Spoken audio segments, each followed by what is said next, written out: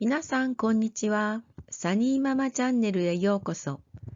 これが私の初めての YouTube 動画ですが、なんとか私の経験を若いママさん、パパさんたちにシェアしたいと思い、頑張って作ってみました。ちょうど言葉の発達やアタッチメントで悩んでいる親御さんたちがいたら、ぜひ見てほしいと思います。一人でも参考になったと思っていただけると嬉しいです。では、始まり。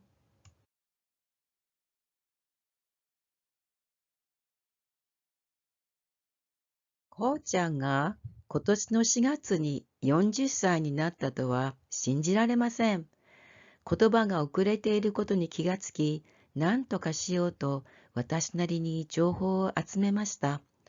その時に今回ご紹介する母子絆回復療法に出会いました。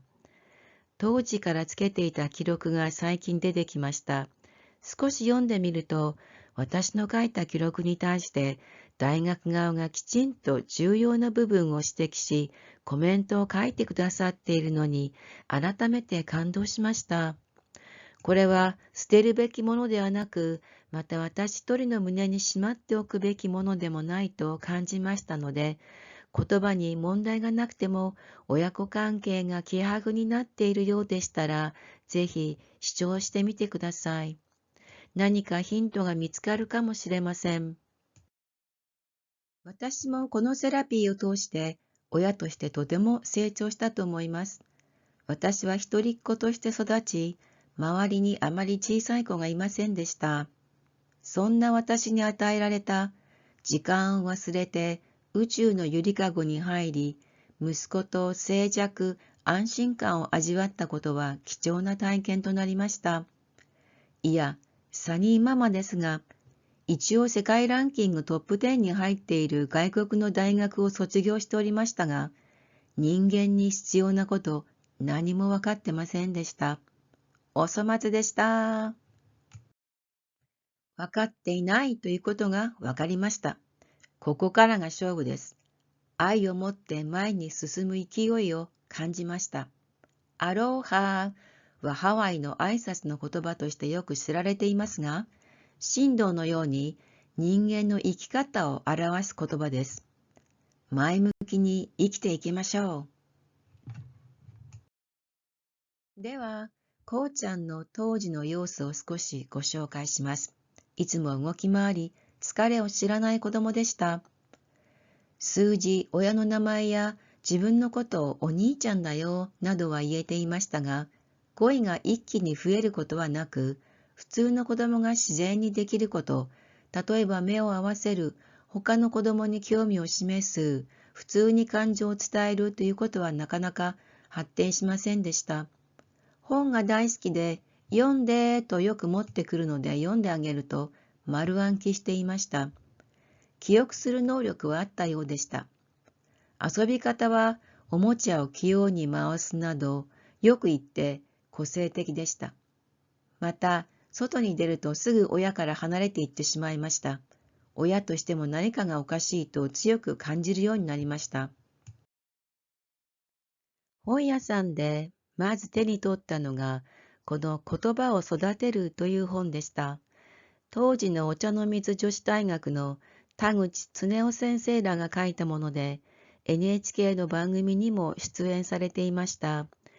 親子の絆の大切さという内容を読み、私の中でこれだという思いが湧いて、迷わず4歳の息子を連れて東京へ行き、大学で相談に乗っていただきました。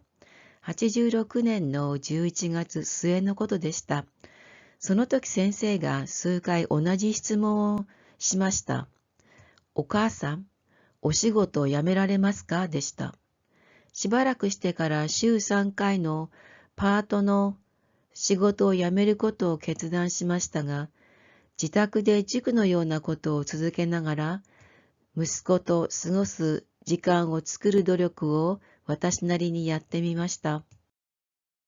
この言葉の療法は、言葉を直接教えるということではなく、言葉が自然に出てくるための土壌づくりに集中するということでした。すなわち、親子の関係性を作るということです。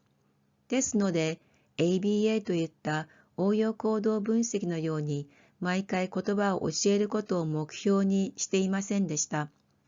私は外で働いていたので、こうちゃんを同居していた父と母に預けていました。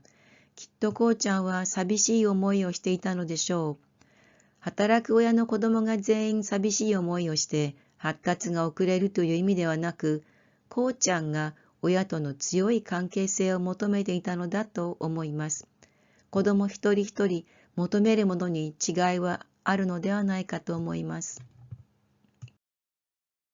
主に物に興味を示していた子供が、この療法により人に興味を示し、関わりたいという気持ち、また親との絆を強化するというのが目的です。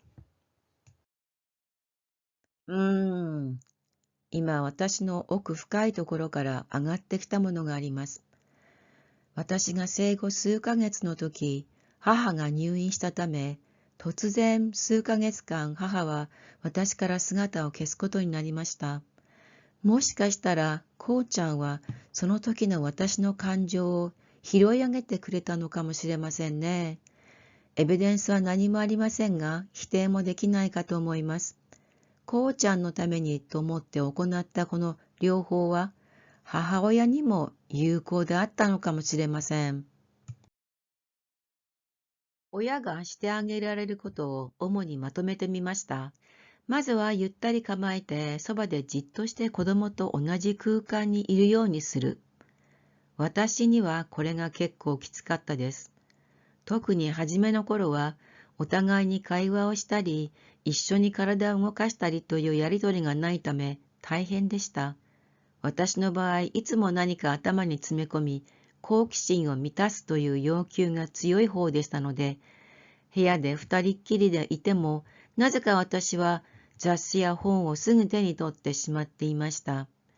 子供はこの時点で親の存在を感じなくなるのかもしれませんね。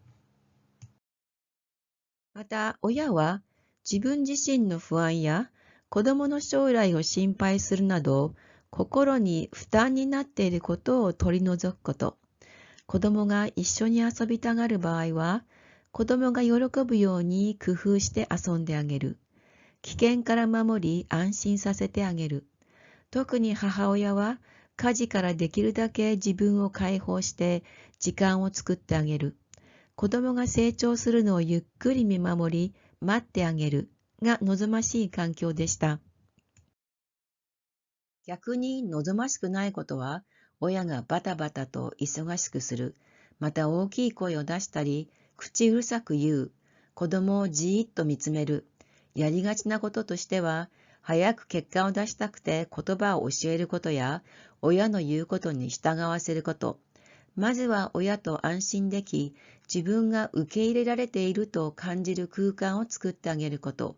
外出を控えるというのは、予期せぬ刺激が過剰にあり、子供が不安になってしまう可能性があるからです。待たせることも避ける。子供が望んでいることをすぐやってあげると、子供も何かをリクエストした、すなわちコミュニケーションを取った甲斐があったと思うでしょうね。これから記録の紹介に移りますが、サニーママが日本に帰国してから3、4年後に書いた記録なので字が下手です。これからページを全部そのまま読み上げます。両方を開始してから約1ヶ月後に書き始めた日記です。ちょうどクリスマスの夜11時半ぐらいのことでした。下線部は大学側が指摘した箇所です。以前から書こうと思っていた記録がやっと今夜から時間が取れる。いや、必要性を感じて時間を作ったというのが本心かも。最近は寝るのが遅くなってしまって、今日は9時半だったが、2日続けて10時まで寝つかなかった。これといって興奮することはなかったと思うが、家にばかりいるので体が疲れないのかもしれない。だが幸い朝は遅くまで寝てくれているので私も助かる。今年の秋頃まで朝3時4時に起きていた時のことを思うと、今は楽になった。昨夜一日早くクリスマスパーティーをした。食事が終わった後、プレゼントをツリーの下に置いた。その前まで10分ぐらい、部屋が暑かったのかもしれないが、裸になって飛び回っていた。すごく嬉しそうだったので、しばらく自由にさせておいた。写真を撮りたいと思い、アイスキャンディーでうまく騙し、服を着せた。だがどうしてもアイスを先に食べたいようで、プレゼントは気にならないらしい。食べたいものを食べたらプレゼントを開けに来た。いつも何か届くと、お土産開けると言って開けてしまうが、たくさんあるので、開けてと助けを求めてきた。ミニトラック、スリッパ、電話、フラッシュマンセットに興味を示した。意外だが、スリッパが気に入ったらしく履こうとする。残念ながら少し小さいようだが、新しいものを自分から身につけてみるというのはあまりこれまでなかった。最近になって新しいセーターでもちゃんと着てくれて、みんなでいいねーと言うと嬉しそうにして照れてるみたいだ。他にパジャマもプレゼントの中にあったが、これいらないと言って押し寄ける。けれども寝る前にはちゃんと着てくれた。田口先生のところへ初めて手紙を出した11月末は、まだ寝るとき時々、おじいちゃんって行くと言って、祖父母の部屋に行って寝ついたこともあったが、今は決してそういうことはしなくなった。行っても2、3分で戻り、いつも母親のそばで寝るのが習慣になった。日中も私としか遊ばないので、非常に疲れ仕事一つできない。出かけるのも郵便局とそのすぐ近くにあるスーパーぐらいだ。ここ2、3回歩くのを嫌がり、ソリに乗っていくという。自転車に乗ってとも言うので困る時があるが、分かってくれたようだ。ソリに乗っていると手袋を脱いでしまい、雪を触っている。冷たくないのだろうか。手は赤くなっているのに、手袋を履こうとしない。こうちゃんダメよ、履いてなさい。と言うと素直に履くが、自由にさせておくべきなのだろうか。早くママ寒いと言ってほしい。大学のセラピストが下線で指摘してくれた注目すべき部分です。1ヶ月足らずで夜通して寝るようになった変化には驚きました。以前は昼夜問わず起きたい時には起きて騒いでいました。冬でも室内でよく裸になっていました。着せてもすぐ脱いでしまうので、ママとしては大きな悩みでしたが、先生方のコメントを読んで、前に進むには必要なことなので、自由にさせてあげるようになりました。風邪はひきませんでした。服を脱ぎ捨てると嬉しそうでした。その時は全く気がついていませんでしたが、服による感覚統合の問題があったのかもしれません。プレゼントを開けてと助けを求めるというのは、こうちゃんにとっては重要なことであることを認識しました。人との関わりを増やすきっかけになりますね。感情を表すことに関しては、新しいセーターが似合うねという褒め言葉に照れてるこうちゃんを見て微笑ましく思いました。全く言葉が通じなかったわけではありませんでしたが、だんだん言葉を使って関わり、感情を示すことが増えてきました。私たちの話も聞いているようでした。祖父母に大変懐いていたこうちゃんでしたが、やっぱり本心は夜はママと一緒にいたいのが分かり、嬉しかったです。母子関係がいい方向に進んでいる時に見られる子供の行動としては、夜はぐっすり寝るようになる。新しい服なども自分から着てみようとする。母親を頼りにするようになり、照れたり嬉しそうにしたり、感情表現が出てきている。ママとばかり一緒にいたい。ママが困ることはわかる。などでした。また、手袋の件で自由にさせておくべきだろうかという私の疑問に、大学側の回答はイエスでした。